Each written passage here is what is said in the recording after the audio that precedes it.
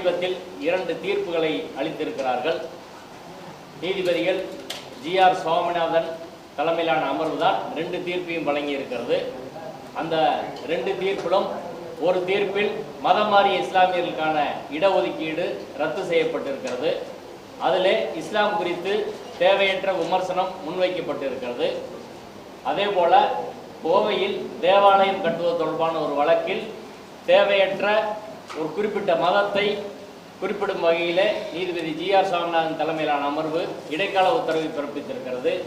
தொடர்ச்சியாக நீதிபதி ஜி.ஆர். சுவாமிநாதன் அவர்கள் அரசியல் சட்ட விரோதமாக தான் ஏற்ற உறுதிமொழிக்கு எதிராக செயல்பட்டு வருகிறார் என்ற அடிப்படையில் இந்த பத்திரிகையாளர் சந்திப்பு நடத்தப்படுகிறது. இந்த பத்திரிகையாளர் சந்திப்பில் அரசாணை எண் 31 ரத்து செய்யப்பட்டதற்கு எதிராக தமிழ்நாடு அரசு என்ன நடவடிக்கை எடுக்க வேண்டும் என்பது குறித்தும், அதே போல தமிழ்நாட்டில் உள்ள பல்வேறு அரசியல் இயக்கங்கள், கட்சிகள், அமைப்புகள், ஜனநாயக சக்திகள் சேர்ந்து என்னென்ன நடவடிக்கையை மேற்கொள்ள இருக்கிறோம் என்பது குறித்தும், FCRA சட்ட திருத்தம் குறித்தும் நாங்கள் இங்கே பேச இருக்கிறோம். இந்த பத்திரிகையாளர் சந்திப்பை ஓய்வு பெற்ற நீதிபதி ஹரிபரந்தாமன் அவர்களும், முன்னாள் அமைச்சர் மனோ தங்கராஜ் அவர்களும், சட்டமன்ற உறுப்பினர் ஜவஹர்லா அவர்களும், வழக்கறிஞர் பசும்பொன் பாண்டியன் அவர்களும் இருந்து பேசுவார்கள். இந்த பத்திரிகையாளர் சந்திப்பு இந்த நேரத்தில் நடப்பதற்கான உடனடியான காரணம், நீதி அரசர் ஜி.ஆர். சுவாமிநாதன் அவர்கள் தலைமையிலான 2 நீதிபதிகள் அமர்வு, ஜி.ஆர். சுவாமிநாதன் மற்றும் பாலாஜி என்ற 2 நீதிபதிகள், உயர்நீதிமன்ற நீதிபதிகள் 25 ஜூன் 2026 அளித்த இஸ்லாமியர்களுக்கு எதிரான தீர்ப்பை பற்றி, அந்த தீர்ப்பு சட்டத்துக்கும் விரோதமானது, ஏற்கனவே இருக்கக்கூடிய பல முந்தைய தீர்ப்புகளுக்கும் விரோதமானது என்பதை என்று சுட்டிக்காட்டுவது தான் இதனுடைய முக்கியமான நோக்கம்.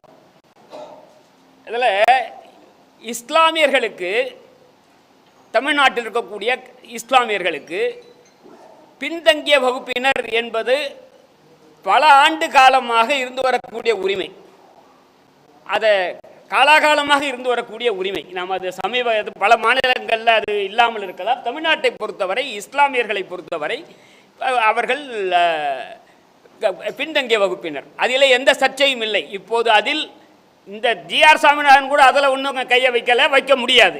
ஆனால் என்னென்னா, அதில் வந்தக்கூடிய முக்கியமான செய்தி என்னென்னா, 1993ஆம் ஆண்டு ஜெயலலிதா அம்மையார் இதற்கு முன்னால் கம்யூனல் ஜிஓ என்று இருந்ததை, அதாவது கம்யூனல் ஜிஓவே போதும், அரசாணையே போதும், அதாவது ரிசர்வேஷன் சம்பந்தமான பிரிவுகள், ரிசர்வேஷன் சம்பந்தமாக உரிமைகளை தருவதற்கு அரசாணையே போதும், கம்யூனல் ஜிஓ இருந்தது. அது அந்த இடத்துல அவங்க 1993 இங்கே ஒரு சட்டம் கொண்டு வராங்க, பேக்வர்ட் கிளாஸ், SC/ST, இதை பற்றிய சட்டங்களை அவர்கள் கொண்டு வராங்க.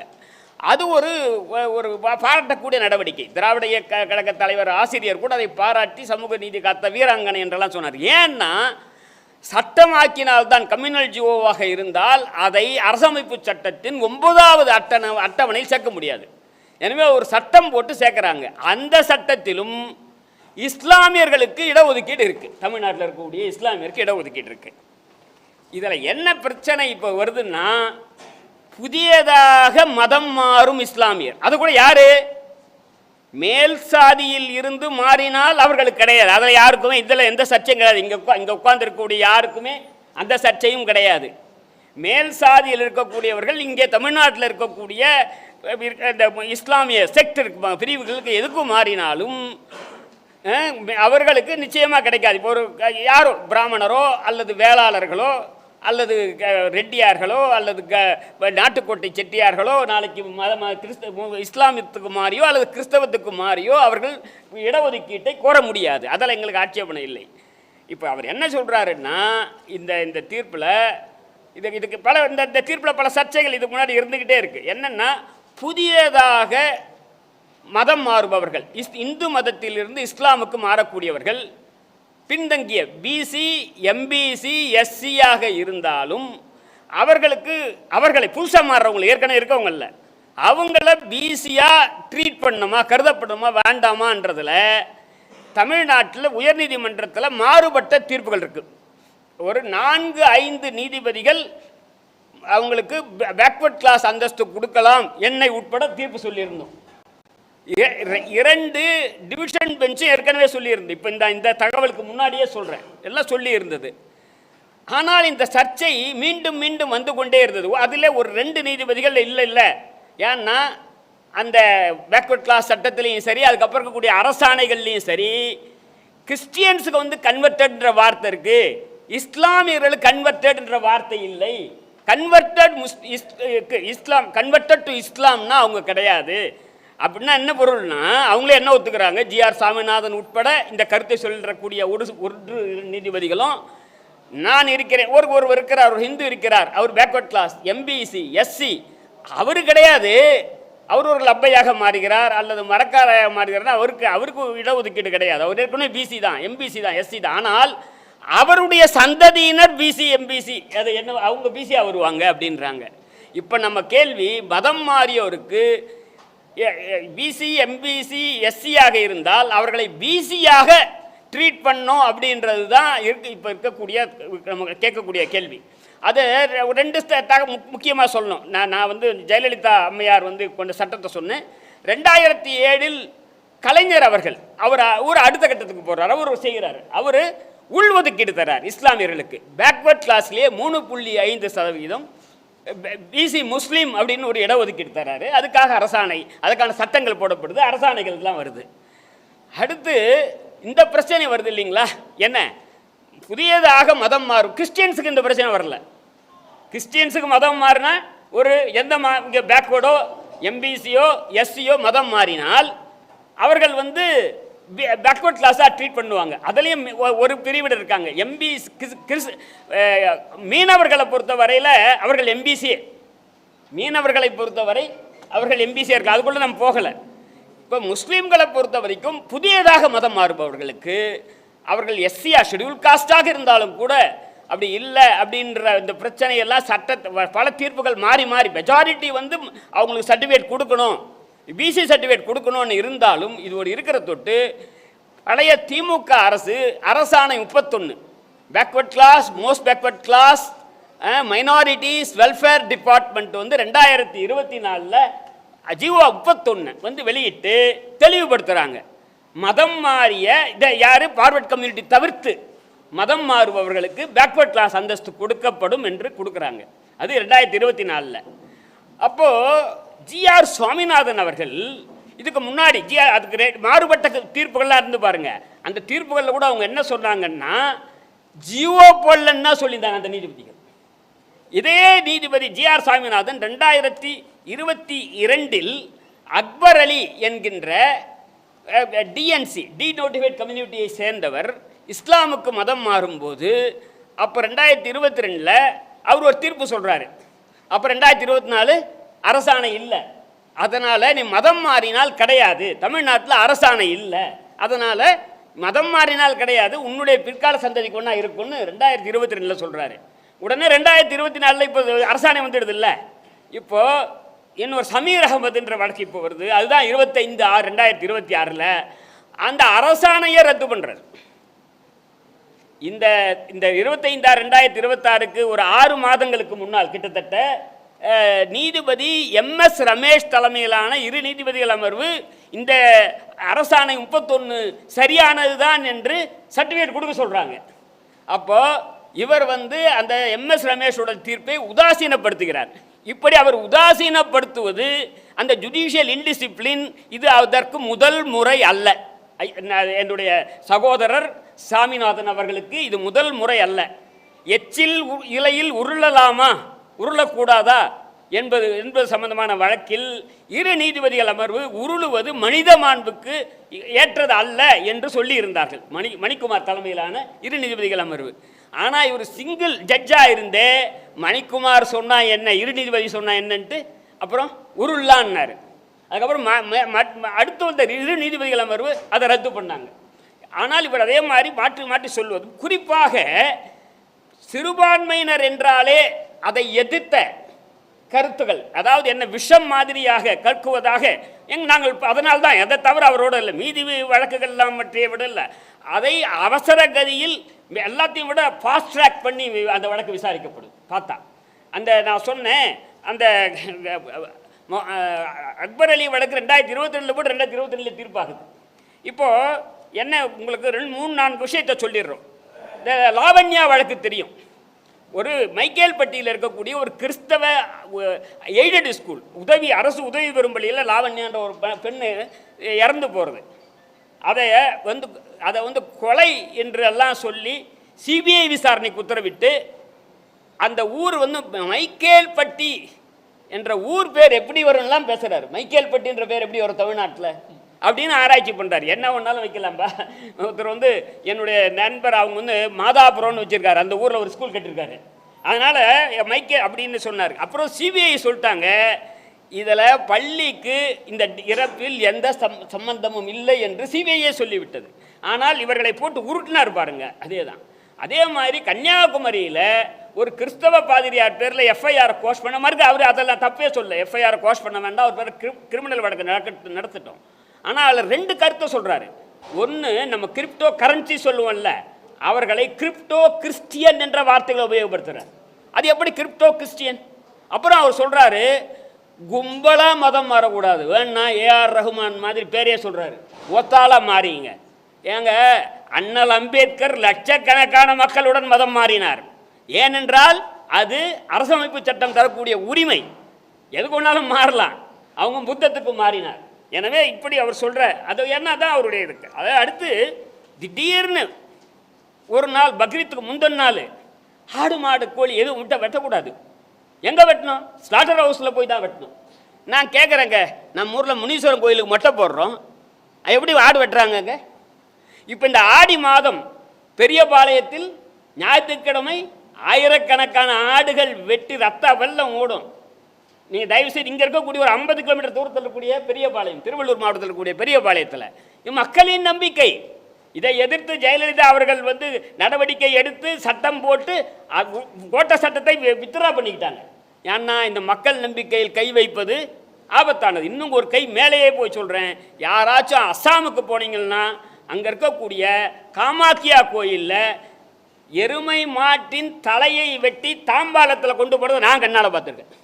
அது அவங்க ஊரோட ஐதீகம், அவங்க ஊரோட நம்பிக்கை. தலையில் தலையை வெட்டி அது தாம்பாளத்தில் கொண்டு போய் அம்மன் முன்னாடி வைக்கிறான். எனவே அதே மாதிரி கோயம்புத்தூரில் இப்போது உங்கள் சர்ச்சு கட்டுறது சம்மந்தமான விஷயம் வருது. நீ அதை பற்றி அதை கட்ட வேண்டாம். ஏன்னா கோயிலுக்கு அருகாமல் எதனா ஒரு காரணம் சொல்லு. ஆனால் இந்த வார்த்தை சொல்கிறார், என்னது?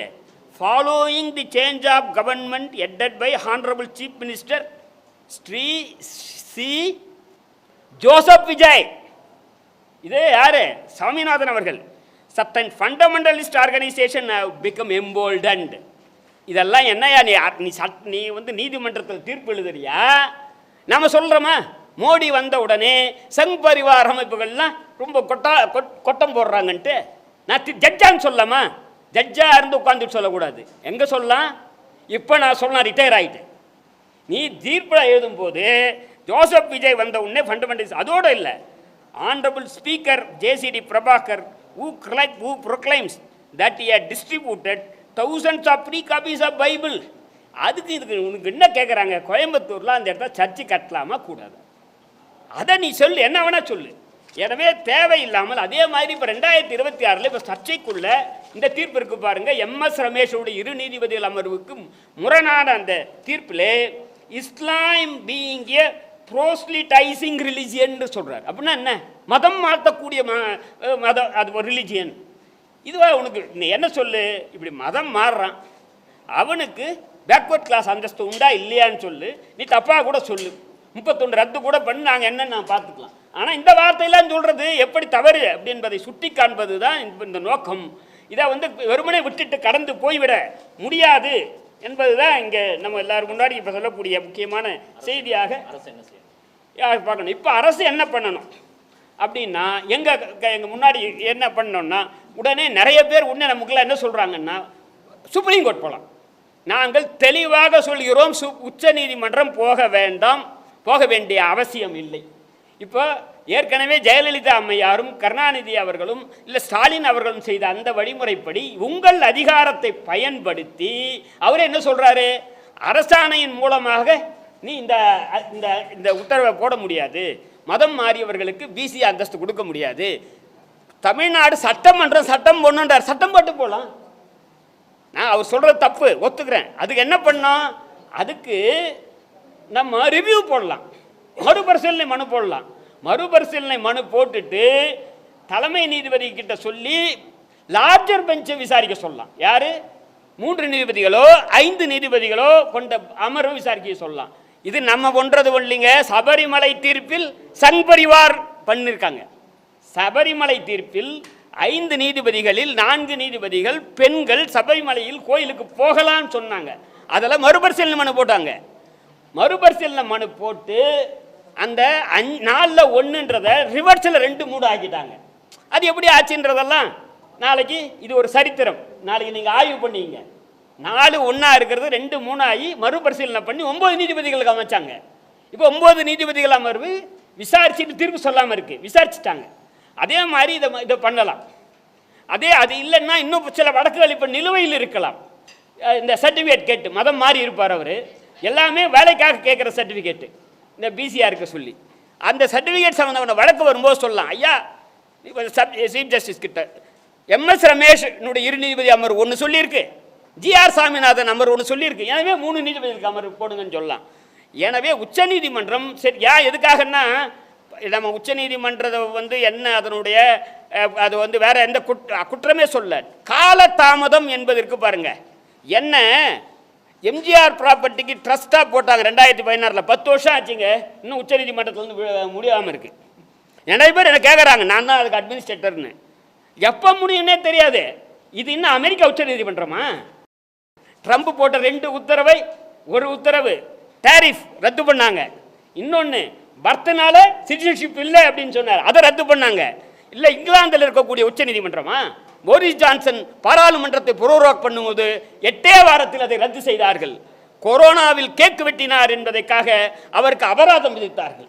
இந்த விதியை மீறினாங்க. அதெல்லாம் நம்ம ஊரில் நான் அதுக்காக சொல்லலை, காலதாமதம் இருக்கு பாருங்க. அது 2வது டில்லி வேணாங்க, இங்கேயே பண்ணலாம். எப்படி சபரிமலையில் அந்த தீர்ப்பை மறுபரிசீலனை பண்ண சொன்னால் இங்கே மறுபரிசீலனை பண்ணலாம். புது வழக்க 3 நீதிபதிகள் அமர்வு அல்லது 5 நீதிபதிகள் அமர்வு இங்கே விசாரிக்கிறதுக்கு செஞ்சுட்டு உடனடியாக இப்போ எப்போ கூடுதோ அப்போ சட்டம் போடலாம். அதுக்கு முன்னாடி தேவைப்பட்டால் அவசர சட்டமும் போடலாம், ஆர்டினன்ஸும் போடலாம்.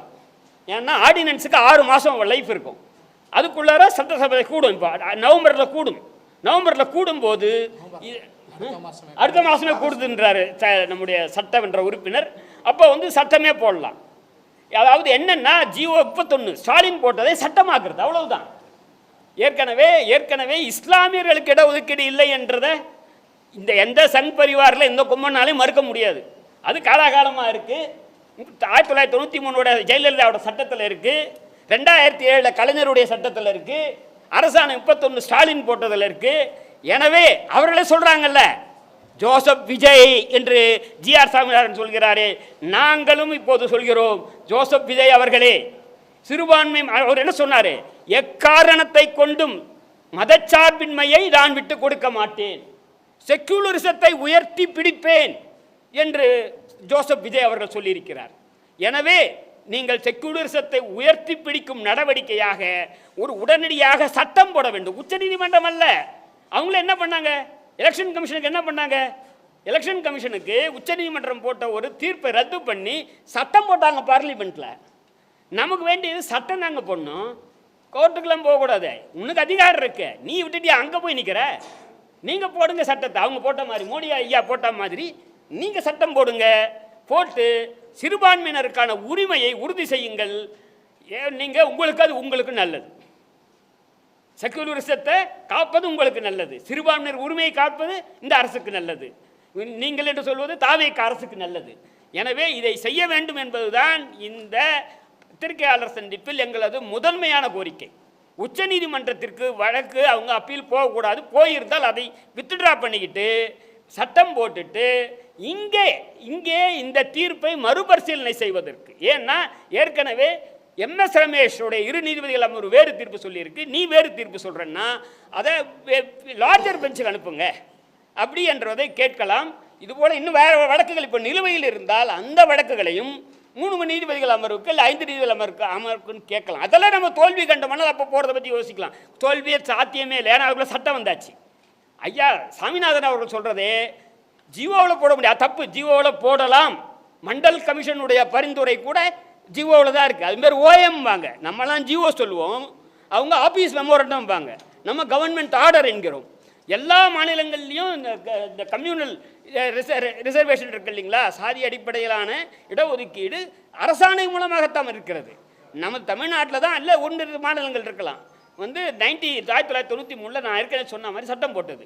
எனவே இப்போது எங்களுடைய பிரதான கோரிக்கை, ஒரே கோரிக்கை, இப்போ இங்கே இருக்கக்கூடிய திரு ஜோசப் விஜய் அவர்கள் முதல்வர் தாவேகாவினுடைய தலைவர்களுடைய கோரிக்கை என்னென்னா, நீங்கள் செக்குலரிசத்தை காப்பதற்காக, மதச்சார்பினை காப்பதற்காக, சிறுபான்மையினர் நலனை காப்பதற்காக உடனடியாக நீங்கள் மதம் மாறும் இஸ்லாம் மதத்துக்கு மாறக்கூடிய பிசி, எம்பிசி, எஸ்சி ஆகியோரை பிசியாக ட்ரீட் பண்ணுறோம். பிசியாக தான், எஸ்சியாக மாறினாலும் பிசி தான், எம்பிசியாக மாறினாலும் பிசியாக ட்ரீட் பண்ணுன்றது தான். இதில் இந்த ஒரு இடத்துல பீதி நான் 2 விஷயத்தை சொல்லிடுறேன். ஃபார்வர்ட் கம்யூனிட்டி கிடையாது, திருமணத்தால் கிடையாது. ஃபார்வர்ட் கம்யூனிட்டி இருக்கார், அவர் இஸ்லாமியரை பொண்ணை கல்யாணம் பண்ணிக்கிட்டாருன்னா அவர் பேக்வர்ட் ஆகிட மாட்டார். இல்லை ஒரு ஃபார்வர்ட் கம்யூனிட்டி கூட ஒரு பொண்ணு ஒரு இஸ்லாமியரை கல்யாணம் பண்ணிட்டா பேக்வர்ட் இஸ்லாமியர் அவங்க ஆக மாட்டாங்க. திருமணத்தால் கிடையாது, அல்லது ஃபார்வர்ட் கம்யூனிட்டி கிடையாது. நாம் கேட்பது ஏற்கனவே இங்கே பிசி, எம்பிசி, எஸ்சியாக இருப்பவர்கள் அவர்கள் விரும்பி, இப்போ அதை யார் ஒரு இதாயமைப்பாளர் ரகுமான், அவர் என்ன கம்யூனிட்டின்னு தெரியாது, அவர் பிசி, எம்பிசி, எஸ்சியாக இருந்தால் முஸ்லீமாக மாறினா அவர் பிசி, அவ்வளோதான் நான் கேட்குறது. அதுக்கு ஜிஆர் சாமிநாதன் அவர்கள் அரசாணை போதாது, சட்டம் வேண்டும் என்கிறார். உடனே அதை எதிர்கொள்வதற்கு சட்டம் போட்டுடலாம், போட்டுட்டு அந்த அவருடைய தீர்ப்பை ரத்து பண்ணுவதற்கு மறுபரிசீலனை மனு போட்டு ரத்தும் பண்ணலாம். ஏன்னா அவரை பொறுத்தவரையில் அந்த தீர்ப்பு சரியானதல்ல, தவறு என்று நான் இவ்வளோ காரணத்தோடு சொல்லியிருக்கேன். ஏன்னா அவரே சொல்கிறாரு 2022 ஒரு டிஎன்சி டீநோட்டிஃபைட் கம்யூனிட்டி மாறும்போது அவர் சொல்கிறாரு அரசாணை இல்லைன்னு தான் அந்த தீர்ப்பில் சொல்கிறாரு. இப்போ அரசாணை வந்துடுது, அரசாணை அரசாணை தப்புன்றார், அது சட்டம் ஒன்றுன்றார். சட்டம் போட்டால் என்ன சொல்லுவார்னு தெரியாது. அதாவது அவர் எல்லாம் அந்த திருப்பரங்குன்றம் அது கூட பார்த்தீங்கன்னா இந்த 25/6/2026 தேதி வந்த வழக்கு 2022 போட்ட வழக்கு. அந்த 2022 போட்ட வழக்கு 2026 முதல்ல அவரே சொல்கிறாரு, சடன்லி இட் அப்பியர்ட் நவ் அப்படின்னு அவரே சொல்கிறாரு. It saw the light of the day only on 9/6 25/6 தீர்ப்பு 9/6. அப்போ அரசாங்க பார்ட்டியே கிடையாது. அதை 11/6 அரசாங்கத்தை இவரே சேர்க்குறாரு. இவருக்கு என்ன அக்கறை? ஏன்னா அதில் 2022 சர்டிஃபிகேட் கொடுத்தாங்க கேட்குறான். அரசாணை அப்போ வரவே இல்லை, அரசாணை 2024. இவரே கோரிக்கையை ப்ரேயர் ரிட்வென்ஷன் கோரிக்கையை திருத்தி ஜிஓவை ரத்து பண்ணுறாரு. பாருங்கள், இதெல்லாம் நடக்குமான்றதை பாருங்கள். 9/6 இன்னைக்கு தான் முதல்ல வருது. அதுக்கப்புறம் 11/6 இன்னைக்கு அரசாங்கத்தை அதில் இணைக்கிறாரு. இணைச்சிட்டு 2022 இந்த அரசாணையை பிறக்கலை, அதை அந்த அரசாணையை ரத்து பண்ண சொல்லி ஒரு ப்ரேயரில் இவரே திருத்தம் பண்ணுறாரு, இவரே அதை ரத்தும் பண்ணுறாரு. அப்போது இவ்வளவு இதெல்லாம் நீங்கள் பரிசீலனை பண்ணணும். இந்த மாதிரி எல்லாம் அது லாவண்யா வழக்கில் இருந்து இந்த சமீர் அகமது வழக்கு வரை இதில் அவர் இருக்கக்கூடிய இந்த நடவடிக்கை இருக்குது. அவர் பேரில் இன்னும் இறுதியாக சொல்கிறோம், பாராளுமன்றத்தில் 110 எம்பிக்கள் இம்பீச்மெண்ட் மோஷன் கொடுத்துருக்காங்க, பெண்டிங்காக இருக்குது. ஆனால் இங்கே இருக்கக்கூடிய நிஷா பானு ஒரு சிறுபான்மை இனத்தை சேர்ந்தவர் என்பதால் கொலேஜியத்தில் இங்கே இருக்கக்கூடிய உயர்நீதிமன்ற நீதிபதியில் நியமிக்கக்கூடிய அதிகாரத்தை பறிக்கும் வகையில் அவர் கேரளாவுக்கு மாற்றம் செய்யப்பட்டு 1, 2, 3 இல்லை, அவர் இப்போ 6 7 இருக்கார். அவங்களுக்கு ஏன் Nisha Banu is a Christian அப்படின்ற குற்றச்சாட்டுகளை சாதாரணமாக வழக்குறுதல் மத்தியில் இது பேசப்படுகிறது. எனவே இப்போ ஆனால் இவரை நம்ம இவர் பேரில் இம்பீச்மெண்ட் மோஷன் நீதிபதிகள் பேரில் வழக்கமாக வருவது ரொம்ப அபூர்வமானது. இப்போ தான் இந்த பிஜேபி ஆட்சி காலத்தில் தான் ஒரே நேரத்தில் 3 பேரில் வந்தது. வர்மா, சேகர்குமார் யாதவ், அவர் ஒருத்தர் ரிசைன் பண்ணிட்டாரு, இன்னொருத்தர் ரிட்டையர் ஆகிட்டார், இவர் இன்னும் இருக்கார். நான் சொல்கிறேன்னா இப்படியெல்லாம் ஏன் 100 எம்பிக்கள் கொடுத்துருக்காங்க, 100 எம்பிக்கள் மேலே இம்பீச்மெண்ட் மோஷன் கொடுத்துருக்காங்க. தமிழ்நாட்டில் இருக்கக்கூடிய அத்தனை எம்பிக்களும் கையெழுத்து போட்டு சுப்ரீம் கோர்ட்டில் சீஃப் ஜஸ்டிஸ் கொடுத்துருக்காங்க. இவர் சிறுபான்மையினருக்கு விரோதமாக செயல்படுகிறார் என்று குற்றச்சாட்டை சொல்லி இருக்கிறார்கள். இதை வழக்கை விசாரிக்கக்கூடாது என்ற கோரிக்கையை அவர்கள் வைத்திருக்கிறார்கள். அதே கோரிக்கையை நாங்களும் இங்கே வலியுறுத்துகிறோம். தலைமை நீதிபதி இதை செவிமடுத்து கேட்பார் என்று நினைக்கிறோம். நன்றி, வணக்கம். நம்முடைய மேனாள் மிக தெளிவாக உங்கள் மத்தியில் இன்றைக்கு தமிழ்நாட்டில் ஏற்பட்டிருக்கக்கூடிய ஒரு அசாதாரணமான ஒரு சூழலை பற்றி தெளிவாக எடுத்து கூறினார்கள். நம்முடைய நாட்டில் இருக்கக்கூடிய அரசமைப்பு சட்டம் நமக்கு தந்திருக்கக்கூடிய உரிமைகளை பாதுகாத்து ஒவ்வொரு குடிமகனுக்கும் வழங்குகின்ற பொறுப்பை நீதிமன்றங்கள் தான் ஏற்றுக்கொள்ள வேண்டும். அந்த நீதிமன்றங்களை இன்றைக்கு அரசமைப்பு சட்டம் தந்திருக்கக்கூடிய உரிமைகளை பறிக்கின்ற நிலைக்கு சென்று விடுமோ என்கின்ற ஒரு அச்சம் இன்றைக்கு ஏற்பட்டிருக்கிறது. அதில் தான் தொடர்ந்து நம்முடைய உயர்நீதிமன்றத்தின் மதுரை கிளை நீதியரசர் மரியாதைக்குரிய ஜிஆர் சுவாமிநாதன் அவர்கள் சிறுபான்மை மக்களுக்கு எதிரான பல்வேறு கருத்துக்களை தன்னுடைய தீர்ப்பில் அவர் சேர்த்து பதிவு செய்து வருகின்றார் என்பது நாம் எல்லாம் அறிந்திருக்கின்றோம். அதில் தான் அண்மையில் நடந்த ஒரு வழக்கில் இஸ்லாம் பீயிங் ஏ ப்ரோலிட்டைசிங் ரிலிஜியன், இஸ்லாம் மதம் மாற்றுகின்ற ஒரு மதம் என்ற ஒரு கடினமான ஒரு கருத்தை அவர் பதிவு செய்திருக்கின்றார். இது ஒரு தேவையில்லாத ஒன்று. இஸ்லாமிய மக்களையும் அந்த மத நம்பிக்கையையும் புண்படுத்துகின்ற விதத்தில் இது அமைந்திருக்கிறதா என்று கேட்டால் நிச்சயமாக அமைந்திருக்கிறது. அதே போன்று பல்வேறு வழக்குகளில் கிறிஸ்தவ சமூகத்தை இதே போன்று பல்வேறு குறைபாடுகள் கூறியிருக்கின்றார். தற்போது ஒரு ஆலயம் கட்டுவதற்கு அவர்கள் அனுமதி கேட்டு வந்த விண்ணப்பத்தை மீது விசாரிக்கின்ற போது இன்னொரு கருத்தை பதிவு செய்கின்றார். அதில் தான் தமிழ்நாட்டில் ஒரு முதல்வர் கிறிஸ்தவர் அவருடைய தலைமையில் ஆட்சி அமைந்திருக்கிறது, இங்கே அடிப்படைவாத அமைப்புகள் பலம் பெற்றிருக்கிறது என்று சொல்லார். இது எப்படி எடுத்துக்கொள்ள முடியும்? எந்த அடிப்படைவாத அமைப்பு எப்படி பலம் பெற்றதுன்னு கேள்வியை நம்ம அவர் முன்னால் வைத்து அவற்றை பதில் இருக்கிறதா? இன்றைக்கு இந்த பத்திரிகை சந்திப்பு மூலமாக நாங்கள் கேட்கிறோம், எந்த அடிப்படைவாத அமைப்பு இங்கு பலம் பெற்றிருக்கிறது என்பதை அவர் தெளிவுபடுத்த முடியுமா என்பதை நாங்கள் வைக்கின்றோம்.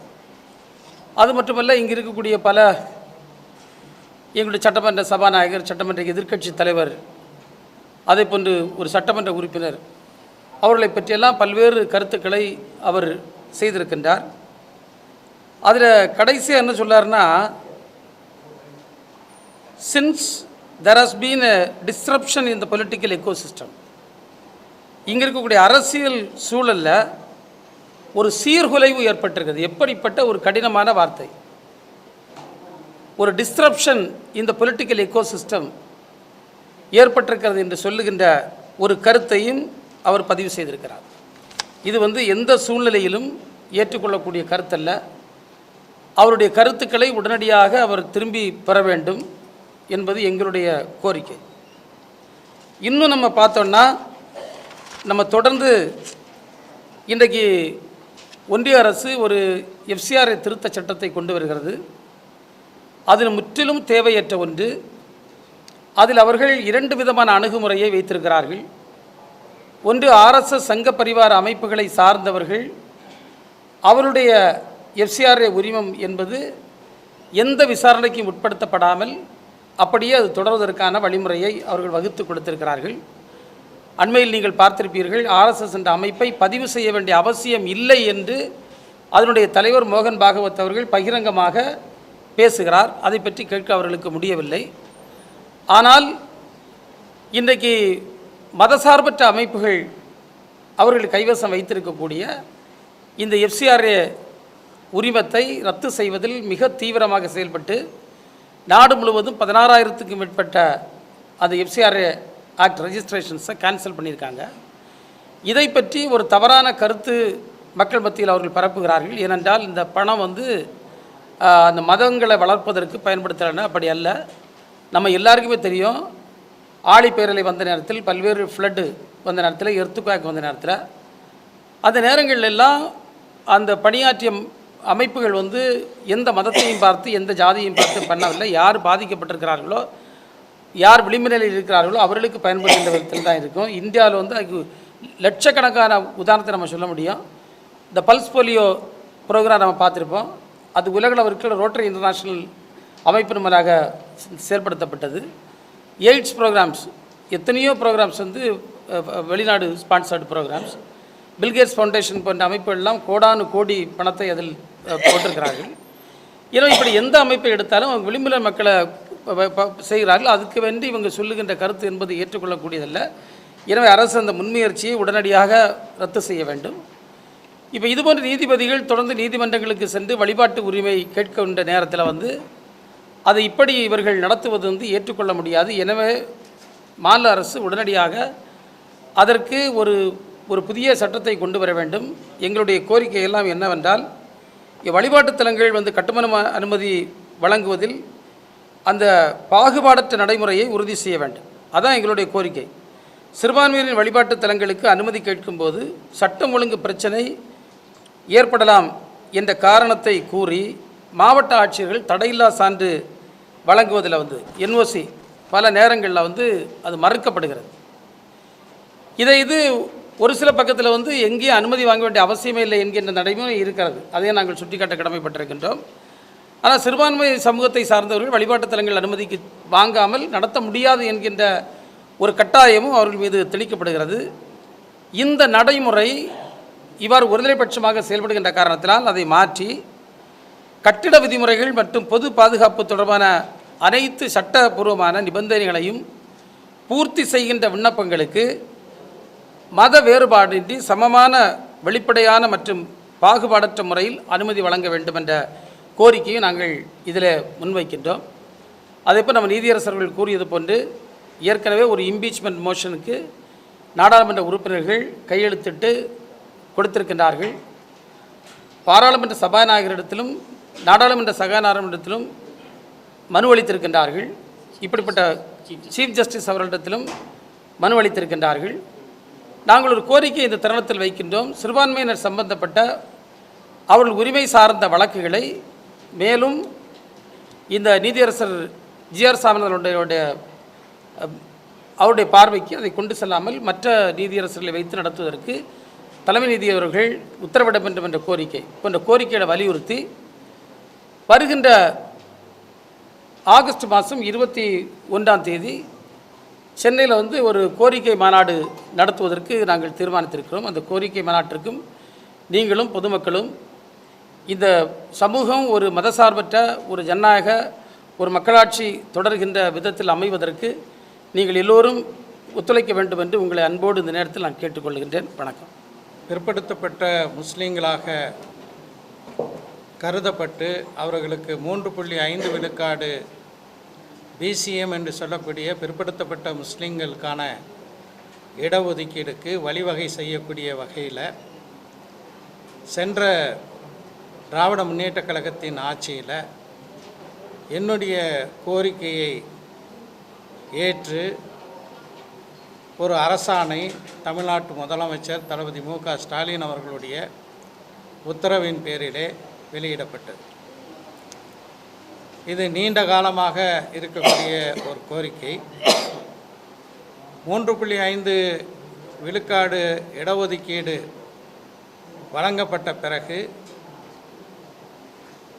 அப்படியான ஒரு இடஒதுக்கீட்டில் இஸ்லாத்தை தழுவக்கூடியவர்கள் அதை அனுபவிக்கலாமா என்பது தொடர்பான பல வழக்குகள் சென்னை உயர்நீதிமன்றத்தில் தாக்கல் செய்யப்பட்டு அந்த வழக்குகளில் எனக்கு அருகில் இருக்கக்கூடிய நீதியரசர் ஹரி பரந்தாமன் உள்பட ஆரிஃபா என்ற வழக்கில் இஸ்லாத்தை தழுவக்கூடிய பிற்படுத்தப்பட்ட மிகவும் பிற்படுத்தப்பட்டோருக்கும் 3.5 விழுக்காடு இடஒதுக்கீடு பொருந்தும் என்று தீர்ப்பு வழங்கியிருக்கிறார்கள். அது மட்டுமல்ல, கடந்த அக்டோபர் 2025 சென்னை உயர்நீதிமன்றத்தினுடைய 2 நீதியரசர் MS ரமேஷ் அவர்கள் தலைமையிலான அமர்வு இஸ்லாத்தை ஏற்றுக்கொள்ளக்கூடிய பிற்படுத்தப்பட்டோர் மிகவும் பிற்படுத்தப்பட்டோருக்கு 3.5 BCM இடஒதுக்கீடு அவர்கள் அனுபவிக்கலாம், அதில் எந்த தடையும் இல்லை என்று ஒரு தீர்ப்பு வழங்கியிருக்கிறார்கள். இப்படியான ஒரு நிலையிலே தான் தூத்துக்குடி மாவட்டத்தைச் சேர்ந்த கைத்தாருக்கு அருகில் இருக்கக்கூடிய ஒரு கிராமத்தைச் சேர்ந்த ஒரு இளைஞர் சமீர் அகமது எனக்கு எங்கள் ஊரில் உள்ள வட்டாட்சியர் தாசில்தார் BCM சான்றிதழ் தருவதற்கு மறுக்கிறார், எனவே சான்றிதழ் தருவதற்கு நீங்கள் உத்தரவிட வேண்டும் என்று 2022 தாக்கல் செய்யப்பட்ட வழக்கில் தற்போது 2026 நீதியரசர் அவர்கள் குறிப்பிட்டது போல GR சுவாமிநாதன் அவர்கள் தலைமையிலான அமர்வு என்ன செய்திருக்க வேண்டும், அந்த வழக்கில் பிரேயர் கோரிக்கை எனக்கு வட்டாட்சியர் BCM சான்றிதழ் தர மறுக்கிறார், தருவதற்கு நீங்கள் உத்தரவிட வேண்டும் என்று கேட்டபோது ஒன்று உத்தரவிட்டிருக்க வேண்டும் அல்லது மறுத்திருக்க வேண்டும். ஆனால் பியாண்ட் தி பிரீஃப் என்று சொல்வார்கள், வைக்கப்பட்ட கோரிக்கையை தாண்டி நீதியரசர் சுவாமிநாதன் இஸ்லாத்தை தழுவக்கூடியவர்களுக்கு 3.5 விழுக்காடு இடஒதுக்கீடு அளிக்க முடியாது என்று சொன்னதோடு மட்டுமல்லாமல் நீதியரசரும் மேனாள் அமைச்சர் மனோ தங்கராஜ் அவர்களும் குறிப்பிட்டது போல அவருடைய உள்ளத்தில் இருக்கக்கூடிய சிறுபான்மை சமூகங்களுக்கு எதிரான நச்சு கருத்துக்களை தீர்ப்பாக எழுதியிருக்கக்கூடிய ஒரு நிலையை தான் பார்க்க முடிகிறது. அதனால தான் அவர் ஒன்று இஸ்லாமை ப்ரோஸ்டலைசிங் ரிலிஜன் என்று குறிப்பிடுகிறார். அதே போல் இப்போது இருக்கக்கூடிய முதலமைச்சர் ஜோசப் விஜய் பெயரை குறிப்பிட்டு அவர் ஆட்சிக்கு வந்த பிறகு சில அடிப்படைவாத அமைப்புகளுக்கு தைரியம் வந்துவிட்டது என்று குறிப்பிடுகிறார். சம்பந்தமே இல்லாத அவருக்கு இணையான ஒரு நிலையில் இருக்கக்கூடிய தமிழ்நாடு சட்டமன்ற பேரவையினுடைய சபாநாயகர் ஜேசிடி பிரபாகர் அவர்களை பைபிளை விநியோகிக்குவர் என்றெல்லாம் தேவையற்ற ஒரு கருத்தை கொடுத்திருக்கிறார். இந்த விவகாரத்தில் என்ன செய்ய வேண்டும், தற்போதைய தமிழ்நாடு அரசு விஜய் அவர்கள் தலைமையிலான இந்த அரசு என்ன செய்ய வேண்டும் என்று நாங்கள் எதிர்பார்க்கிறோம் என்றால், உச்சநீதிமன்றத்திற்கு அவர்கள் மேல்முறையீட்டுக்கு சென்றிருக்கிறார்கள். இது நீதியரசர் அவர்கள் குறிப்பிட்டது போல இந்த விஷயத்தில் இந்த விவகாரத்தில் எத்தனையோ இளைஞர்கள் இப்போது கூட தமிழ்நாடு அரசு பல்வேறு வேலைவாய்ப்புகளுக்கு ஆசிரியராக இருக்கட்டும், அதே மாதிரி தமிழ்நாடு அரசு பணியாளர் தேர்வாண்மை மூலமாக ஆட்களை எடுப்பதற்கான விளம்பரங்களும் தேர்வுகளும் நடக்கிறது. அப்போ உச்சநீதிமன்றத்தில் போய் இந்த தீர்ப்பு வழங்குவதற்கு many water would have flown down the river Cooum or Vaigai.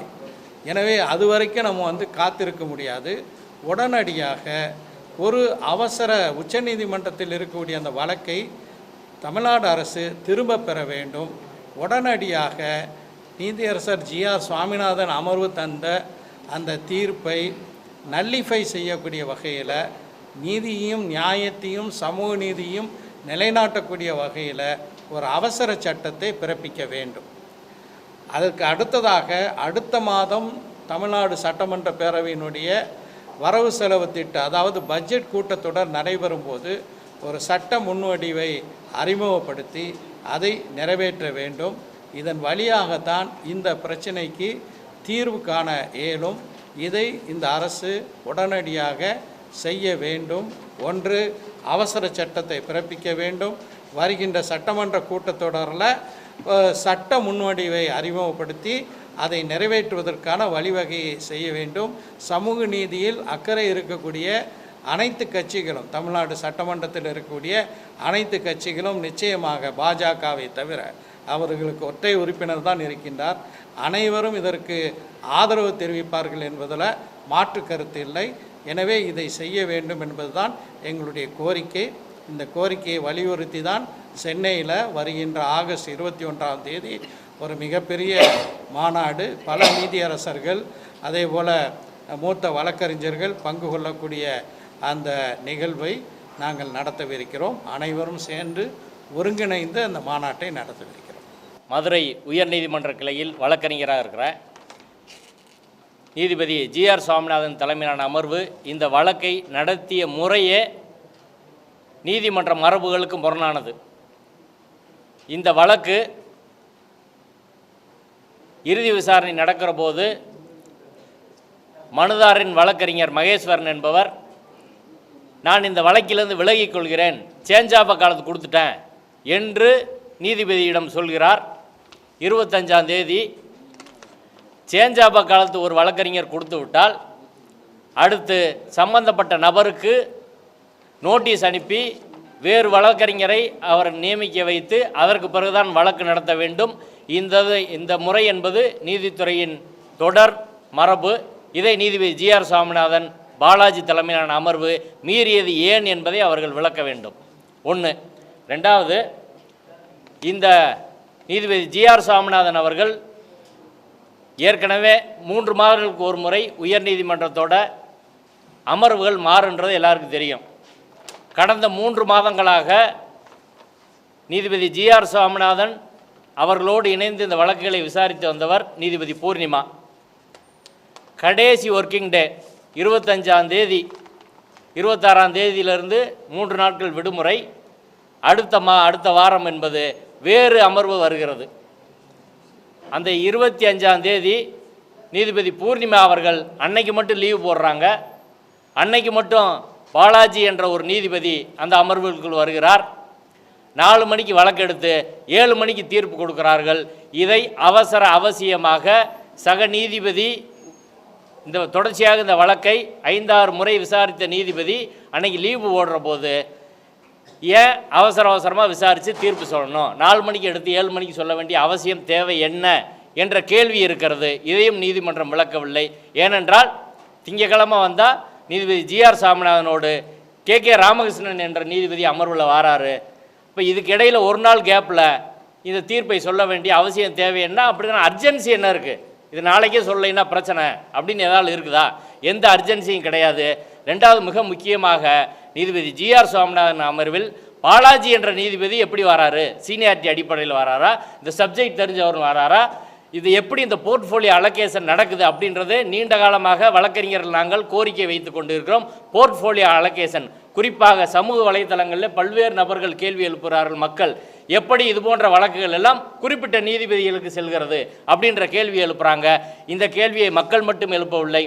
2018 உச்சநீதிமன்றத்தின் 4 நீதிபதிகள் சீனியர் நீதிபதியாக இருந்தவங்க வெளியில் வந்து நீதிமன்ற நடவடிக்கையின் போது வெளியில் வந்து பத்திரிகையாளர்களை சந்தித்து பேட்டி அளித்தார்கள். அதிலே குறிப்பிட்ட நீதிபதிக்கு ஒன்றிய அரசின் வழக்குகள் செல்வதை நாங்கள் தடுக்க கோரினோம், தலைமை நீதிபதியிடம் முறையிட்டோம். ஆனால் அவர் கேட்கவில்லை. ஒரு குறிப்பிட்ட ஜூனியர் நீதிபதிக்கு மட்டும் இந்த வழக்குகளை ஒதுக்குவது தவறு, நீதித்துறையை மக்கள் தான் காப்பாற்ற வேண்டும் என்று கையெடுத்து கும்பிட்டார்கள். அந்த நிலையில்தான் இன்னைக்கு மதுரை உயர்நீதிமன்ற கிளை என்பது இருக்கிறது. தலைமை நீதிபதி அவர்கள் இந்த குறிப்பிட்ட வழக்குகளை எப்படி இந்த நீதிபதிகளுக்கு ஒதுக்குகிறார் என்றதுக்கான மெக்கானிசம், வெளிப்படைத்தன்மை என்பது ஒன்றுமே கிடையாது. நீதித்துறை நம்ம சொல்கிறோம், நீதித்துறையிலிருந்து அரசு நிர்வாகம் வெளிப்படையாக இருக்கணும் என்று கோருகிற நீதித்துறை வெளிப்படைத்தன்மையாக இருக்கணுமா இல்லையா? மூன்றாவதான விஷயம், இந்த வழக்கில் நீதிபதி ஜிஆர் சாமிநாதன் பாலாஜி அமர்வு சொல்லியிருக்க விஷயங்கள்லாம் இங்கே வந்து சொன்னாங்க. அதில் மிக முக்கியமான விஷயம் ஜுடிஷியல் டிசிப்ளின், நீதித்துறை ஒழுங்கு. அதாவது உச்சநீதிமன்றத்தின் பல்வேறு தீர்ப்புகள், உச்சநீதிமன்றத்தின் 5 நீதிபதி தீர்ப்புக்கு 3 பேர் கட்டுப்படணும், 3 நீதிபதி தீர்ப்புக்கு 2 பேர் கட்டுப்படணும், 2 பேர் தீர்ப்புக்கு 1 கட்டுப்படணும், உச்சநீதிமன்ற தீர்ப்புக்கு உயர்நீதிமன்றம் கட்டுப்படணும், உயர்நீதிமன்ற தீர்ப்புக்கு மாவட்ட நீதிமன்றம் கட்டுப்பட வேண்டும் என்பது உச்சநீதிமன்றத்தின் பல்வேறு தீர்ப்புகள் இருக்கிறது. இது மரபு கிடையாது, தீர்ப்பு. உச்சநீதிமன்றம் தீர்ப்பு என்பது இந்தியாவின் சட்டம்.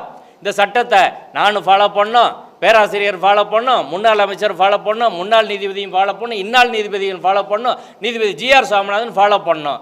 ஆனால் தொடர்ச்சியாக இந்த ஜுடிஷியல் டிசிப்ளினை நீதிபதி ஜிஆர் சுவாமிநாதன் ஏன் மீறுறாரு?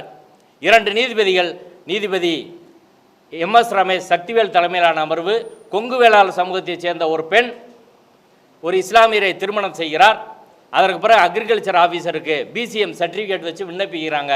அந்த வழக்கில் உயர்நீதிமன்றம் அவங்களுக்கு வேலை கொடுக்க சொல்கிறாங்க. டிஎன்பிஎஸ்சி அப்பீல் போகிறாங்க. அந்த அப்பீலில் 2025 இந்த 2 நீதிபதிகளும் அந்த அரசாணை என்பது புதிதான உரிமை கிடையாது, ஏற்கனவே 1994 சட்டம் 2007 சட்டத்தின் கீழ் உறுதி செய்யப்பட்ட உரிமையைத்தான் இந்த அரசாணை வெளிப்படுத்துகிறது என்று மிக தெளிவாக இந்த அரசாணை செல்லும், அவங்களுக்கு வேலை கொடுங்கன்னு அவங்க சொன்ன பிறகு, இந்த அரசாணை செல்லும் என்று 2 நீதிபதிகள் அதை பரிசீலித்து சொன்ன பிறகு அதை செல்லாது என்று சொல்வதற்கு நீதிபதிகள் ஜிஆர் சுவாமிநாதன், பிபி பாலாஜிக்கு எப்படிங்க அதிகாரம் வருது?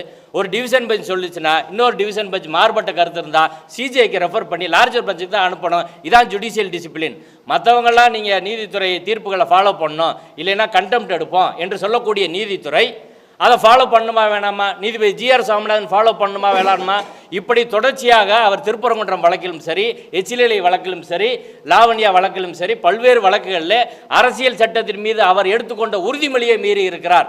ஆர்டிகல் 219 உறுதிமொழி எடுக்கிறாங்க. எந்த மத பாகுபாடு இல்லாமல், யாருக்கும் விருப்பு வெறுப்பு இல்லாமல் நீதி வழங்குவேன்னு ஒரு உறுதிமொழி எடுக்கிறாங்க. ஆனால் பொதுவெளியில் நீதிபதி ஜிஆர் சுவாமிநாதன் அவர்கள் தாரா ஃபவுண்டேஷன் நிகழ்ச்சியில் பேசுகிறாரு, சென்னையில் இதே நிகழ்ச்சியில் தான் பேசுகிறாரு. அதில் என்ன சொல்கிறாரு? எனக்கு இன்னும் 4.5 ஆண்டு காலம் இருக்குது, 4.5 ஆண்டு காலம் நான் சனாதன தர்மத்தை மனதில் வைத்து பணியாற்றுவேன் மீத காலத்தில்னு சொல்கிறாரு. இதையே குரானை மனதில் வைத்து பணி வழங்குவேன், நான் இனி பணியாற்றுவேன்னு ஒரு முஸ்லீம் நீதிபதி சொல்லியிருந்தால் ஏற்றுக்குருவாங்களா? கிறிஸ்டின் நீதிபதி நான் பைபிளை வச்சு பணியாற்றுவேன்னு சொன்னால் ஏற்றுக்குருவாங்களா? ஆனால் நீதிபதி ஜிஆர் சுவாமிநாதன் அவர்கள் எப்படி சொல்கிறார்? அதற்கான எந்த பெரிய எதிர்வினையும் சமூகத்தில் இல்லை. அதான் வருத்தத்துக்குரிய ஒரு விஷயம். நீதித்துறை நடவடிக்கை எடுக்கலை. சுப்ரீம் கோர்ட்டு ஏற்கனவே பாராளுமன்றத்தில் இம்பீச்மெண்ட் பெண்டிங் இருக்குது. அப்படி ஒரு நீதிபதி எப்படி இருக்கணும்? அடுத்து 3வதாக இந்த சமீர் அகமது வழக்கில் இடைக்கால மனு தாக்கல் செய்வதற்காக தமுக சார்பில் எல்லா ஏற்பாடும் செய்திருக்கிற போது தவேகாவின் அரசு வழக்கறிஞர் மனு தாக்கல் செய்ய உள்ள வழக்கறிஞர் ஃபோன் பண்ணி, இன்றைக்கி மனுதாரர் வழக்கு வாபஸ் வாங்க போகிறாரு, நாங்கள் வாய்தா தான் வாங்க போகிறோம், சர்டிஃபிகேட் நாங்கள் கொடுத்துட்றோம் என்று அவர் சொல்லி வழக்கை நடத்த மாட்டோம் என்று சொன்னதின் அடிப்படையில் இடையீட்டு மனுவும் தாக்கல் செய்யலை. ஆனால் நீதிமன்றத்தில் தவேக அரசின் வழக்கறிஞர் திடீரென்று வாதிட்டு இந்த வழக்கின் தீர்ப்பு வழங்குவதற்கு துணை போயிருக்கிறார்கள் என்ற சந்தேகம் எழுகிறது. ஏன் இந்த சந்தேகம் ஊர்ஜிதமாகுது அப்படின்னா, முதல்வர் அவர்கள் கவனத்துக்கு நாங்கள் இதை கொண்டு வரோம். கீழே என்ன நடக்குது, உள்ளுக்குள்ளே என்ன நடக்குது என்பதை முதல்வர் அவர்கள் தெரிந்து கொள்ள வேண்டும். இந்த அடுத்த கட்டமாக என்ன செய்ய வேண்டும்? இப்படி ஒரு தீர்ப்பு வந்துட்டாங்க. தீர்ப்பு கொடுத்த அடுத்த நாள் காலையில் நான் மதுரையில் அனைத்து செய்தியாளர்களும் சந்தித்து உச்சநீதிமன்றத்துக்கு இந்த வழக்கில் மேல்முறையீடு செல்லக்கூடாது, ஏற்கனவே 2 நீதிபதிகள் தீர்ப்பு கொடுத்துருக்குறாங்க, எனவே லார்ஜர் பெஞ்சுக்கு ரெஃபர் பண்ணோம், ஓய்வு பெற்ற நீதிபதிகள், சட்ட வல்லுநர்கள், அனைத்து கட்சிகள், இயக்கங்கள் எல்லோரையும் அழைத்து அனைத்து கட்சி கூட்டம் நடத்தி ஒருமித்த கருத்தின் அடிப்படையில் இஸ்லாமியர்களின் இடஒதுக்கீட்டு உரிமையை பாதுகாப்பதற்கான நடவடிக்கையை செய்ய வேண்டும் என்று 2வது நாளே சொல்லிட்டேன். 3வது நாள் தான் பேப்பர்லேயே அந்த செய்தி வந்துச்சு. தீர்ப்பு மரணம் முதல் நாள் இரவு 7 மணிக்கு வருது, அடுத்த நாள் காலையில் 11 மணிக்கு எல்லா செய்தியாளர்களும் வைத்து நான் பேசினேன். இது எல்லா ஊடகங்கள்லேயும் வந்துச்சு. அதற்கு பிறகும் இன்னும் பல்வேறு ஊடகங்கள் வாயிலாக எங்கள் கருத்துக்களை நாங்கள் தெரிவித்தோம். எல்லா அமைப்புகளும் கருத்துக்களை தெரிவித்தார்கள். திராவிடர் கழகத்தின் தலைவர் ஆசிரியர் கி வீரமணி அவர்கள் லார்ஜர் பெஞ்சுக்கு ரெஃபர் பண்ணணும் என்ற கருத்தை அவரும் முன்வைத்திருந்தார். அப்போ இவ்வளவு தூரம் சொன்ன பிறகும் இவங்க சுப்ரீம் கோர்ட்டுக்கு போகிறாங்கன்னா யார் சொல்லி இதை போகிறாங்க? குறிப்பாக ஐஎம்எல் கட்சியை சேர்ந்த எம்பி நவாஸ்கானி அவர்களிடம் அவரும் கருத்து கேட்டார். நான் அவரிடம் சொன்னேன். அமைச்சர் ஷாஜகான் அவர்களிடம் இதே கருத்தை சொன்னோம், சுப்ரீம் கோர்ட்டு போக வேணாம் என்ற கருத்தை சொன்னோம். இப்போ இவர்களெல்லாம் இந்த கருத்தை அங்கே சொல்லியிருக்கிறார்கள். இதை தாண்டி தவேகாவில் எந்த சக்தி உச்சநீதிமன்றம் செல்ல தூண்டியது? இன்னைக்கு இவங்க உச்சநீதிமன்றம் போயிருப்பது என்பது இந்த பிரச்சனையில் மிகப்பெரிய பின்னடைவை ஏற்படுத்தும். ஏற்கனவே 1994 2024 இந்த ஜீவோ வரை மதம் மாறிய இஸ்லாமியர்கள் சர்டிஃபிகேட் கிடைக்காம பெரும்பாலும் கல்ஃப் கண்ட்ரியில் அவங்க என்ன படிச்சிருந்தாலும் இந்த சர்டிஃபிகேட் கிடைக்காம கல்ஃப் கண்ட்ரியில் வேலை பார்க்குறாங்க, கூலி தொல்லியாக வேலை பார்த்து கொண்டு இருக்கிறார்கள். கிட்டத்தட்ட ஈழ அகதிகள் போன்ற நிலையில் தான் இந்த சர்டிஃபிகேட் கிடைக்காதவங்க இருப்பாங்க. எஸ்டியில் சில பிரிவுகள் அப்படி இருக்கிறாங்க. அந்த நிலை இன்னும் எவ்வளோ காலத்து தொடரணும்? சுப்ரீம் கோர்ட்டில் போய் நாளைக்கு ஒரு தீர்ப்பு சொல்லிட்டாங்கன்னா அந்த சுப்ரீம் கோர்ட்டு தீர்ப்பு சொல்லிவிட்டார்கள், அதற்கு பிறகு நீங்கள் எப்படி செய்ய முடியும் என்று இந்த வழக்கை நாளை சட்டம் போட்டாலும் நேரடியாக சுப்ரீம் கோர்ட்டில் ஆர்டிகல் 32 போடுவாங்க. அது மிகப்பெரிய சிக்கலை உருவாக்கும். இது ஒரு தவறான உத்தி. இதை யார் செய்தது என்று முதல்வர் அவர்கள் விசாரிக்க வேண்டும். இந்த வழக்கு இன்னும் விசாரணைக்கு வரவில்லை, இப்போதான் நம்பரிங் ஸ்டேஜில் இருக்குது. இப்பயே அவர்கள் வித்ரா செய்து அனைத்து கட்சி கூட்டம், அதே போல் ஓய்வு பெற்ற நீதிபதிகள், சட்ட வல்லுநர்களோடு கலந்து சரியான முறையிலான ஒரு சட்ட திருத்த தீர்வை, நமக்கான அதிகாரத்தை தமிழ்நாடு சட்டப்பேரவையிலே நிறைவேற்ற வேண்டும் என்பதுதான் நாங்கள் கோருகிறோம். எனவே இதற்கான உரிய சட்ட நடவடிக்கை. இரண்டாவது, இங்கு அடுத்த கட்டமாக நீதிபதி ஜிஆர் சாமிநாதன் அவர்கள் தொடர்ச்சியாக அரசியல் சட்டவிரோத நடவடிக்கையிலே ஈடுபட்டு வருகிறார். நீதிமன்ற தீர்ப்புகளில் மட்டுமல்ல, பொதுவெளியிலும் அவர் தொடர்ச்சியான கருத்துக்களை பேசி வருகிறார். எனவே அவர் நீதிமன்றத்தில் சிறுபான்மை மக்கள், குறிப்பாக இஸ்லாமியர்களும் கிறிஸ்துவர்களும் அவர் முன்பு வழக்கு தொடுப்பதற்கு அஞ்சும் ஒரு நிலை என்பது அஞ்சும் நிலை ஏற்பட்டு இருக்கிறது. எனவே தலைமை நீதிபதி அவர்கள் அவர் முன்பு இந்த வழக்குகளை விசாரிக்க, சிறுபான்மை மக்களின் வழக்குகளை, உரிமை சார்ந்த வழக்குகளை விசாரிக்க அனுமதிக்கக்கூடாது. இறுதியாக இந்த பிரச்சனை என்பது ஏதோ இஸ்லாமியர்களின் பிரச்சனை அல்ல, ஏதோ கிறிஸ்தவர்களின் பிரச்சனை அல்ல, அரசியல் சட்டத்தின் மாண்பு வீழும் பிரச்சனை, நீதித்துறையின் சுதந்திரம் வீழும் பிரச்சனை. அரசியல் சட்டத்தின் மாண்பு என்பது இங்கே சீர்குலைக்கப்படுகிறது. அதை எல்லோரும் வேடிக்கை பார்க்க முடியுமா என்பதுதான் கேள்வி. ஒரு அரசியல் சட்ட பிரச்சனை. அரசியல் சட்டம் ஆர்டிகல் 25 மதம் மாறும் உரிமை என்பது எல்லாருக்கும் இருக்குன்னு சொல்லுது. அதோடு சேர்த்து 15, 16 இடஒதுக்கீட்டு உரிமை சமூக ரீதியாக பின்தங்கிய ரீதியாக எல்லாருக்கும் இருக்குன்னு சொல்கிறாங்க. மதத்தின் அடிப்படையில் இடஒதுக்கீடு எங்கேயுமே இஸ்லாமியர்களுக்கு வழங்கப்படவில்லை, சாதியின் அடிப்படையிலும் வழங்கப்படவில்லை, பின்தங்கிய செட் என்ற அடிப்படையில் தான் வழங்கப்பட்டு இருக்கிறது. இஸ்லாமியர்கள் கல்வி ரீதியாக சமூக ரீதியாக பின்தங்கி இருக்கிறாங்களா இல்லையா? உயர்கல்வியில் எவ்வளோ பேர் இருக்காங்க? பட்டியல் சமூகத்தை சேர்ந்த ஒரு 14.6% இருக்காங்க. பழங்குடி சமூகத்தைச் சேர்ந்தவர்கள், மலையிலே வசிப்பவர்கள் 5.5% இருக்காங்க. இஸ்லாமியர்கள் 5.2% தான் இருக்கிறார்கள். பழங்குடி மக்களை விட கீழ்தங்கி இருக்கக்கூடிய இஸ்லாமிய சமூகத்தில் இணைவும் பிற்படுத்தப்பட்ட சமூகங்களைச் சேர்ந்தவர்களுக்கு இடஒதுக்கீட்டை மறுப்பது, அரசியல் சட்ட நீதியை மறுப்பது என்ற அடிப்படையில் தான் இங்கே சமூக அக்கறை உள்ள எல்லா மதங்களைச் சேர்ந்தவர்களும் மதத்தை தாண்டியவர்களும் எல்லோரும் இணைந்து என்ற பத்திரிகையாளர் சந்திப்பை நடத்துகிறோம். உச்சநீதிமன்றமும் சென்னை உயர்நீதிமன்றம் தலைமை நீதிபதி அவர்களும் நாங்கள் சொல்லிய விஷயங்களை கருத்தில் கொள்ள வேண்டும். தமிழ்நாடு அரசும் கருத்தில் கொள்ள வேண்டும். FCRA சட்ட திருத்தங்களை கைவிட வேண்டும் என்று கோருகிறோம். இதற்காக நாங்கள் ஒரு மாநாடும் நடத்த இருக்கிறோம். அனைத்து தமிழக மக்களும் அந்த மாநாட்டிலே பங்கேற்று அந்த மாநாடு வெற்றியடை செய்வதற்கு ஒத்துழைக்க வேண்டும். அரசியல் சட்டத்தை காக்க வேண்டும், மதச்சார்பினை காக்க வேண்டும் என்று கோரிக்கை வைக்கிறோம்.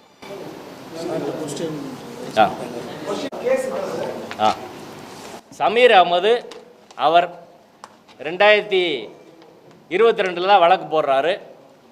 அவர் BCM சர்டிஃபிகேட் கேட்குறாரு, அவ்வளோதான். அவர் இஸ்லாத்துக்கு மாறுறார். 2016 அவர் OBC சமூகத்திலேருந்து மாறுறாரு. OBC சமூகத்திலேருந்து மாறி இருக்காரு. இந்து 2016 அவர் மாறுறாரு. OBC சமூகத்திலேருந்து மாறியவர் அவருக்கான BC முஸ்லீம் சர்டிஃபிகேட் கேட்குறாரு. இதுதான் வழக்கின் பிரேயர் கோரிக்கை 2022. ஆமாம், இல்லை அதை காட்டின பிறகு தான் அதைத்தான் அவர் மறுத்து அதை ரத்து செஞ்சுட்டார். அதைத்தான் நம்ம பேராசிரியர் சொன்னாங்கல்ல. இல்லை அதாவது கோரிக்கை பிரேயர் தான், அந்த பிரேயரை தாண்டி போய் அதை ரத்து செய்து விட்டார். அது அரசியல் சட்ட விரோதம் இப்படி கொடுத்துருக்குது. சார் 2022 அந்த சமீர் அகமது எனக்கு BCM சர்டிஃபிகேட் கொடுன்னு கேட்குறப்ப ஜீவோவே கிடையாதுங்க. அவர் எனக்கு கொடுக்கணும்னு கேட்குறாரு. ஏன்னா அதுக்கு முன்னாடி சில தீர்ப்புகள் கொடுக்கலான்னு சொல்லுது, ஜீவோ தேவையில்லை. ஆனால் சில தீர்ப்புகள் ஒரு ஜீவோ தேவைன்னு சொல்லுது. அதனால் ஸ்டாலின் அவர்கள் ஜீவோ போடுறாரு. 2022 ஜீவோ கிடையாது. ஏன்னா 2024 தான் ஜீவோ வருது. அப்போது 2022 வழக்கு 26 எடுத்து அவங்க கோரிக்கையே அது கிடையாது. அவர் வரும்போது அரசாங்கமும் அதில் எதிரி கிடையாது. அங்கே இருக்கக்கூடிய RDO தாசில்தார் தான் முக்கியமாக சேர்த்து கேட்டிருக்காரு, கலெக்டரை. இவரே ஜட்ஜே அரசாங்கத்தை கட்சியாக சேர்க்குறாரு. ப்ரேயரை திருத்துறாரு. ப்ரேயரை திருத்தி ஜியோவை ரத்து பண்ணுறாரு. ரத்து பண்ணிவிட்டு ஜியோவில் கொடுக்க முடியாது, சட்டத்தில் தான் கொடுக்கணுன்றார். அதுக்கு 1951 ஒரு தீர்ப்பு, ராஜமன்னாருடைய தீர்ப்பு சொல்கிறாரு. அந்த தீர்ப்பு சரியில்லை, அதுக்கு இதுக்கு சம்மந்தம் கிடையாது. அந்த மைக்கேல் என்கின்ற 1951ஆம் ஆண்டு தீர்ப்பு ஷெட்யூல் காஸ்ட் கிறிஸ்டியன் தன்னை ஷெட்யூல் காஸ்ட் என்று அறிவிக்க வேண்டும் என்று வழங்க தீர்ப்பு, அதுக்கு இதுக்கு சம்மந்தமே கிடையாது. அது இஸ்லாமியருக்கான வழக்கே கிடையாது அந்த தீர்ப்பு. அதாவது என்ன சொல்கிறது, ஒரு ஜீவத்தை ரத்து பண்ணும் உடனே ஏதோ ஒன்று சொல்கிறாரு. மைக்கேலில் ராஜமன்னார் சொல்லியிருக்காரு. மைக்கேலுக்கும் இஸ்லாமியருக்கும் சம்மந்தம் இல்லாத இதுதான். சொல்லுங்க. இல்லைங்க, அதமா கேட்குறேன். லேடி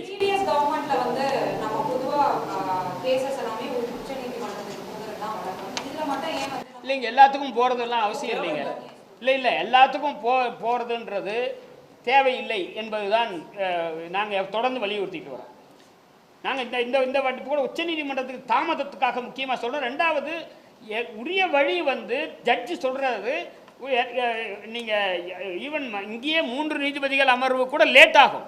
உடனே சொல்கிறது இல்லைங்க, உடனே சொல்கிறது உடனே நம்மளால் முடியறது எது? நம்ம இங்கே ப்ரெஸ் கான்ஃபரன்ஸ் போடுறது உடனே முடியும். அரசாங்கம் உடனே முடியறது எது? சட்டம் போடலாம். ஆகஸ்ட்டில் கூடுது, அப்போ சட்டம் போடலாம். இப்போவே நாளைக்கு அவசர சட்டம் போடலாம். அதுதான் சொல்கிறோம் நாங்கள்.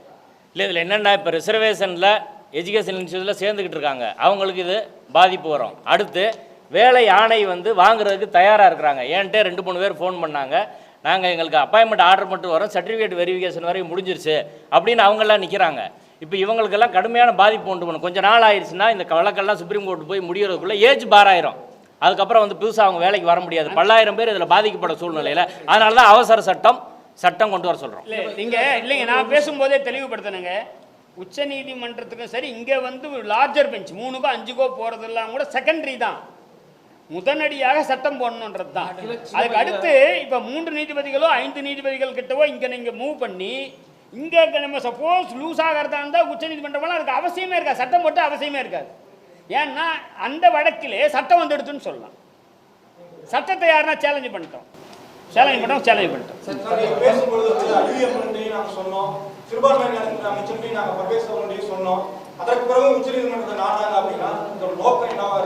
அது தெரியல சார்.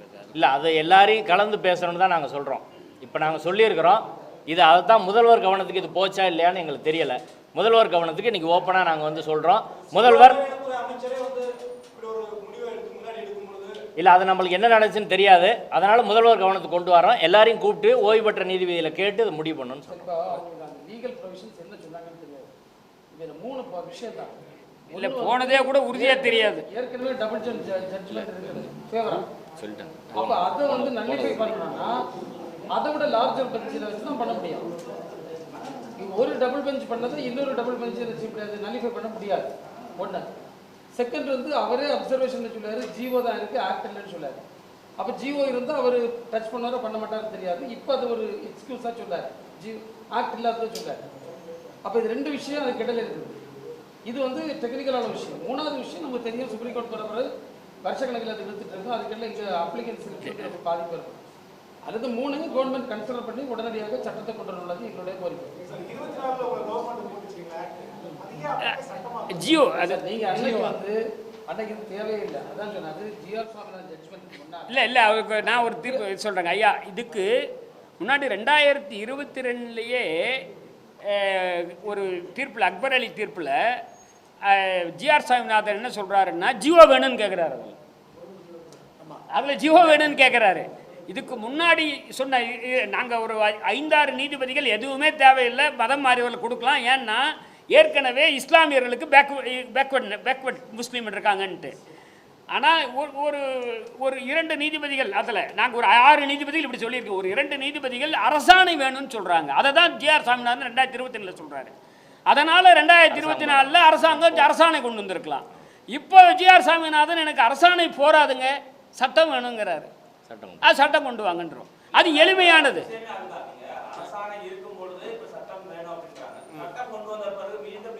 இல்லை அது ஏங்க சட்டம் வந்து வழக்கமாகவேங்க சட்டம் என்பது இல்லை ஒரு கான்ஸ்டியூஷன் எல்லாத்தோட உயர்வானது.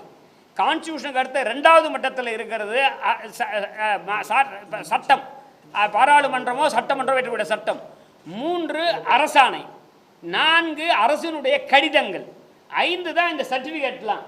எனவே சட்டம் என்பது அரசமைப்பு சட்டத்துக்கு அடுத்தபடியாக இருக்கக்கூடிய வழக்கமாகங்க.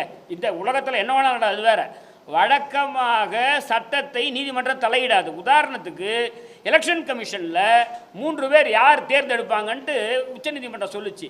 அதை ரத்து பண்ணி சட்டம் போட்டாங்க. அந்த சட்டத்தை எதிர்த்து போயிருக்கு. உச்சநீதிமன்றம் தடை கொடுக்க மறுத்துட்டாங்க. வழக்கமாக சட்டத்துக்கு தடை கொடுக்க மாட்டாங்க. எஸ்சிஎஸ்டி ஆக்டில் தான், எஸ்சிஎஸ்டி ஆக்டில் ஏபி வர்றது தொடர்பாக சுப்ரீம் கோர்ட் ஒரு ஜட்ஜ்மெண்ட் சொன்னாங்க. அதுக்கு எதிராக பாராளுமன்றத்தில் சட்டம் போட்டாங்க. அந்த சட்டம் செல்லுன்னு சொல்லிட்டாங்க. சட்டன்றது வலிமையானது, சட்டம் வலிமையானதுங்க. நான் இல்லைங்க, எம்பிக்கள் கேட்டிருக்காங்க. எம்பிக்கள் கேட்டது இம்பீச்மெண்ட். அதை வந்து பாராளுமன்றத்தில் இம்பீச்மெண்ட் மோஷனை விசாரணைக்கு எடுக்கணும்னு சொல்கிறோம். இல்லைங்க, அது இம்பீச்மெண்ட் மோஷனில் தான் எடுத்து நீக்கணும்னு சொல்கிறோம். இம்பீச்மெண்ட் மோஷன் எடுத்து நீக்கணும்னு சொல்கிறோம். சார்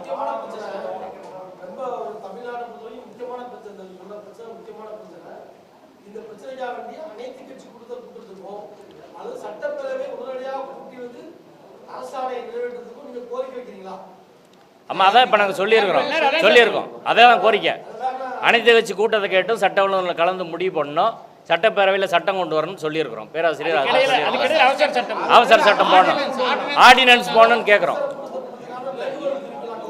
ஆமாம் சார், சொல்கிறோம். உங்கள் ப்ரெஸ் ரிலீஸ் எல்லாம் இருக்காது. இல்லை அப்படி சொல்லலை நாங்கள். இன்டென்ஷனில் நீதிபதியின் தீர்ப்புக்கு உள்நோக்கம் நாங்கள் கற்பிக்கவில்லை. தீர்ப்பின் மீதான விமர்சனங்களை வைக்கிறோம். அரசியல் சட்டப்படி அதை செய்யலாம். அதாவது எல்லா வார்த்தைகளை தெளிவாக பேசிக்கிறோம். நீங்கள் அதை எப்படி புரிஞ்சுக்கணுன்றது உங்ககிட்ட இருக்கு. நாங்கள் அவருக்கு வந்து இன்டென்ஷன்லாம் இருக்குன்னா சொல்லலை, தெளிவாக சொல்கிறோம். அவருக்கு அந்த மாதிரிலாம் இன்டென்ஷன் இருக்குன்னு சொல்கிறோம். ப்ரெஸ் ரிலீஸ் கொடுத்துருவோம். ஆனால் அவர் வந்து இப்படி தொடர்ந்து செய்யறது எங்களுக்கு ஆட்சேபனை இருக்குன்னு சொல்கிறோம். அவ்வளவுதான். அவருக்கு இன்டென்ஷன் இருக்குன்னு சொல்கிறோம். முடிச்சிடலாம்ல. முடிச்சிடலாமா? ஏபிவிபி மாணவர் அமைப்போட முதல்வர் விஜய் சந்திக்கிறார். அவங்களும் கோரிக்கை வச்சிருக்காங்க கல்வி சம்பந்தமாக. அதுக்கப்புறமா குர்பானி விஷயத்துல இன்னொரு தடை வருது. அதுக்கப்புறமா இந்த இடஒதுக்கீடு ஆகட்டும், திருப்பரங்குன்றம் ஃபைல்ஸ் ஆவண திரைப்பட தடங்களுக்கு இந்து முன்னணிகள் வந்து பகிரங்கமாக மிரட்டல் பிடித்து அதையும் தடுத்து நிறுத்துறாங்க. இந்த சூழ்நிலையில எந்தவித எதிர்வினையும் தாவேக விஜய் அரசு எதிர்பார்க்கல சூழல்ல நீங்க இப்படி ஒரு கோரிக்கை வச்சிருக்கீங்க, என்ன ஆகுதுன்னு பார்ப்போம். என்ன உங்களுக்கு நம்பிக்கை? இல்லை, நாங்கள் ஜோசியம் சொல்ல முடியாது சார். பார்ப்போம். நீங்கள் எல்லாம் தான் எல்லாத்தையும் தான் இருக்கு. என்ன இருக்கு எதிர்காலத்தில் பார்ப்போம். மக்கள் பதில் சொல்லுவாங்க சார். ஓகே.